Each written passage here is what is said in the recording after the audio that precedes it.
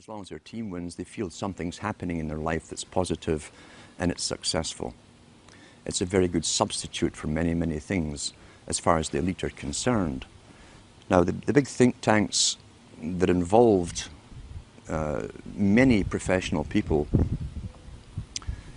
knew that they'd have to give something this for the males, and for the women they'd also give a substitute too.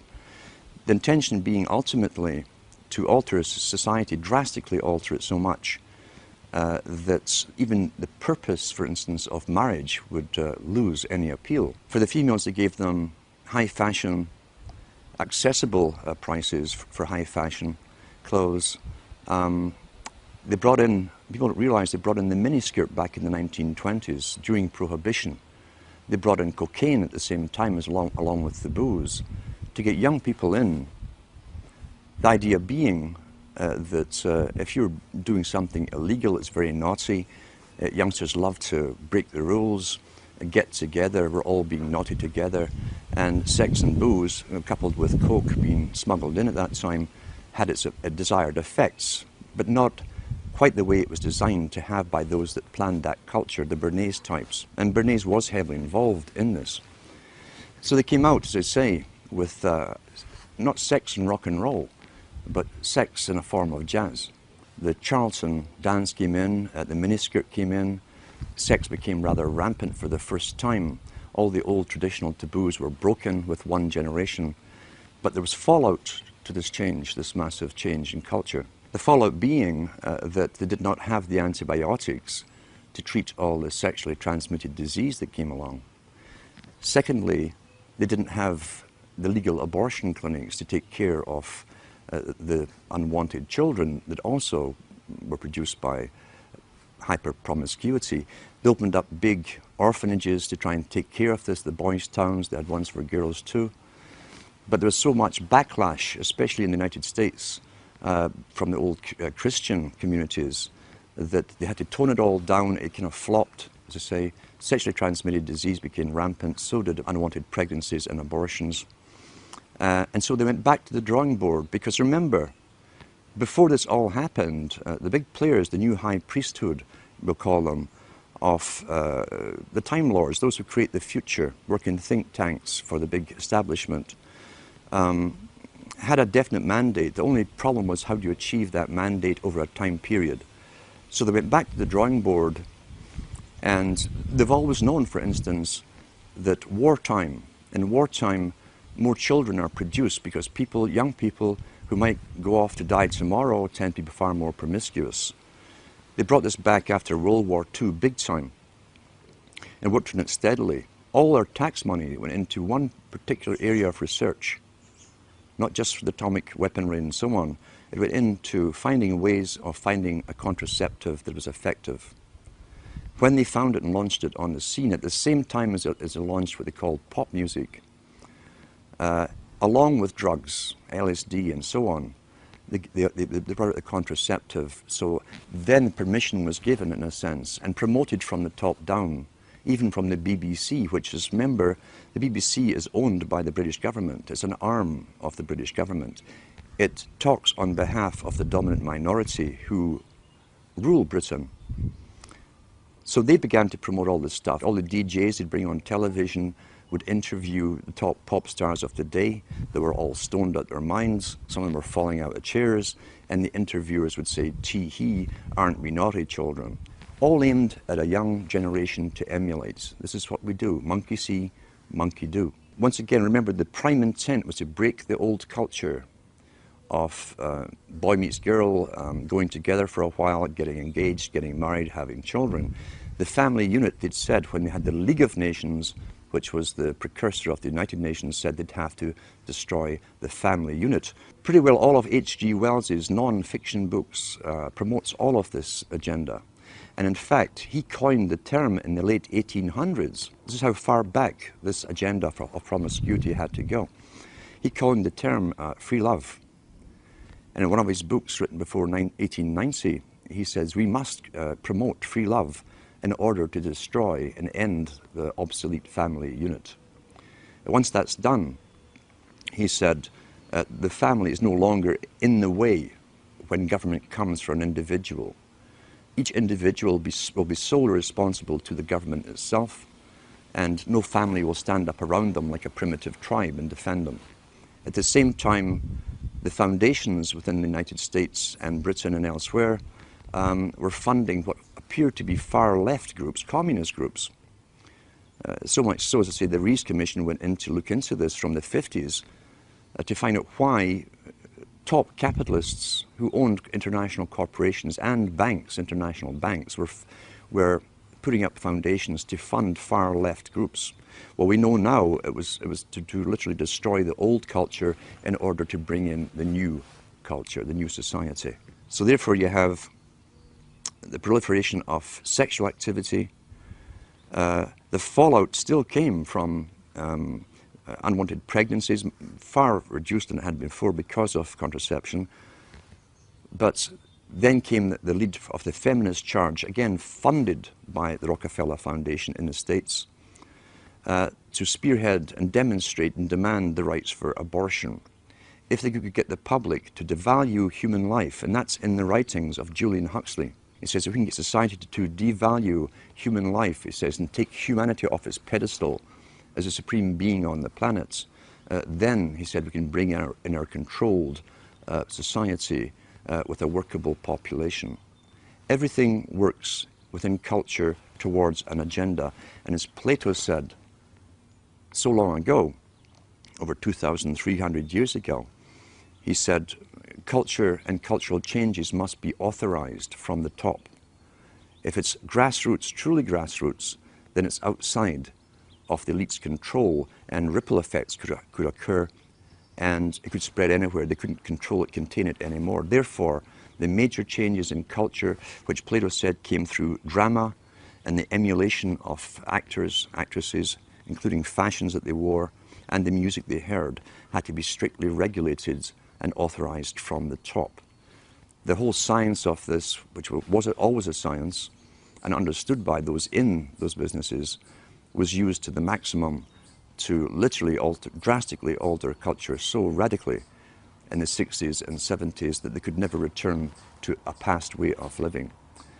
We tie that in with another big player, Lord Bertrand Russell, who had experimental schools under royal charter, where he could do things that anyone else would be locked up for doing. He said in his own schools, and there were mixed schools, he said that if he could encourage pre-pubertal sexuality amongst the children, encourage multiple partners from before puberty, he says the chances, because of study and observation, the chances of them ever bonding with one person for the rest of their life was pretty well obsolete, null and void, wouldn't happen. Therefore, that technique all came into play during the 60s. It was called free love. Drugs helped it along the way. And that was the beginning of what we saw as short-term relationships. Divorces became more and more common. Interestingly enough, divorces really took off not because society demanded it or it came from a need or demand from the people. Divorces took off because the Hollywood stars, and remember too, the drama industry, the entertainment industry have always said this, the people follow the stars. And they're the guiding stars in the so-called occult, you see. We tend to worship wealth and people and famous people. We want to be like them. We want to identify with them. The whole idea of divorces came out from Hollywood, the top stars leading the charge for this. Women started to talk about it, who was getting divorced, what actress from what guy, and so on. And gradually it put the idea across to them that, well, if they're getting divorced, then maybe so should I. At the same time, the Bourdaise techniques were used through all kinds of magazines. At that time, 97% of all magazine publications were aimed at women. Because advertisers have said, and it's still taught in marketing schools today, women are far more easy to get to go along with something new than males are. So within all these magazines and write-ups about their famous actresses, their heroines and so on, the rich ones, the average women were reading these stories and identifying with them. They were being told that you can do anything, you can have it all, You could have a career, you can have a family, you had a home. They gave them utter lies, and they coined the term superwoman. So across the whole of Europe and the States and Canada, at the same time, always coordinated at the same time, the media entertainment industry were promoting stories of superwomen. And they'd find someone, real or imaginary, we'll never know, who supposedly was a CEO of a company, who had all these children at home, had a great husband, could manage everything and could cook great cuisine, blah, blah. And that, of course, is a fantasy. This put pressure again on most women to try and live up to the fantasy, as all advertising does. And most of the stuff we're getting is advertising, or at the very least is basic psychological manipulation. Bernays' techniques again. Remembering too that he called it the creation of a consumerist society. Well-behaved people, as long as there's money going around, they would go into the material world and they would forgo having children. That's the same thing as Charles Galton Darwin talks about. If we can encourage the woman and the male to go after the material benefits of the world, there's a slimmer chance they'll actually have children who tend to be economically burdensome. People were addicted to television in a very short space of time. Most people still today think that all entertainment to do with movies, drama, is therefore nothing more than their entertainment. It never ever was that case. The greatest social messages are promoted through movies and drama, high drama, through the fixation of emotive sequences, emotional sequences, not logical, factual sequences, but pushing points across in an emotional way which register and fix in the mind. So emotional content is very, very important, rather than going through an actual discussion or an argument using logic and facts.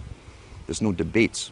And when you're being downloaded through fiction, your guard is down, the censor part of your brain is not in action as you would in a debate or a lecture. You're actually in an alpha state, being completely downloaded with new ideas. Very similar to a computer. And so therefore, a culture industry, which is called by its own the culture industry. The Soviet Union had a department called the culture industry. Their actors and directors were called the cultural leaders. All you have to do is keep giving them new updates every so often, and you can change an entire country or a nation or a block of nations who are all getting the same upgrades at the same time along certain paths. Today we call it political correctness. Most people want to belong to their peer group. They want to be the same as everyone else when it comes to opinions. In fact, they judge their own personal sanity by bouncing ideas off their neighbours and friends who will answer back and agree on these same topics in kind. It doesn't matter if the topics or what you're given are facts or utter nonsense, as long as everyone agrees at the same time. You'll say, well, I'm sane, and your friends will all agree because they've had the same information given to them. We don't only get the same information given to us, we're led through sequences, even documentaries, to leave you with a predetermined fixed conclusion on any given topic. Most folk are, once again, unaware of this. They think, I've just been given all the facts on this topic, and this is the obvious conclusion, which is always given to you by the final experts on the particular program. There's no thinking involved. We tie this in with the Brzezinski. Brzezinski said in 2 Ages, now this guy was way up with the NSA. He's a master geopolitician. He admits he works in 20, 50-year periods to do with geopolitics in other countries. But he said himself, the public will shortly be unable to think or reason for themselves.